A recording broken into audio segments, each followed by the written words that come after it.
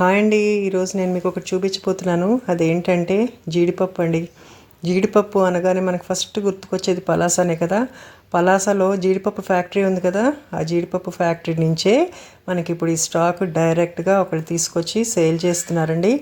ఈ స్టాక్ వాళ్ళు తీసుకొచ్చి చూపించినప్పుడు నేనైతే చాలా ఇంప్రెస్ అయిపోయాను.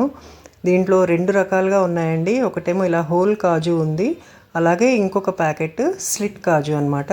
అంటే ఇలా బద్దలుగా విడదీసి ఉంటుంది కదా కాజుని, అదనమాట. 2 రకాలు వాళ్ళు చూపించారు. నేనైతే 2 ప్యాకెట్స్ తీసుకున్నానండి. చాలా ఫ్రెష్గా ఉంది స్టాక్ మాత్రం.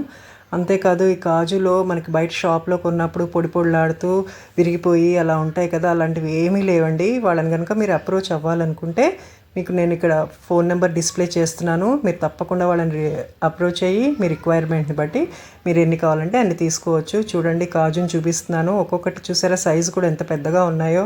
అంతేకాకుండా కలర్ కూడా చాలా బ్రైట్గా ఉంది చూసారా. ఫ్రెష్ స్టాక్ అని చెప్పడానికి మనకి ఇదేనండి గుర్తు. చాలా బాగున్నాయి. టేస్ట్ కూడా ఎక్కడ విరిగిపోయినవి కానీ పొడి పొడిలాడుతూ కానీ ఎక్కడ లేవు చూసారా. చాలా బాగుంది.